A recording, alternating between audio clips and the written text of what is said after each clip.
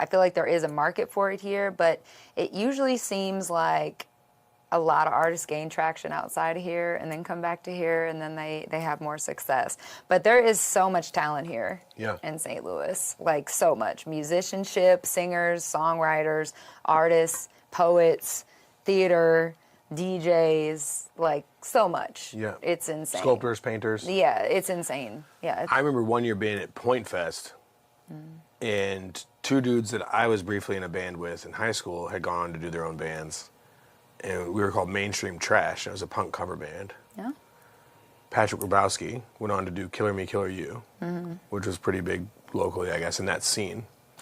And then the other dude on there was Justin Rothman, who played bass for a little bit. Him and his brothers formed a band called Scoobies at first, and then they formed Living Things. And Living Things, they moved out to L.A., and I think there was it Bop Bop Bop? Well, check that for the description.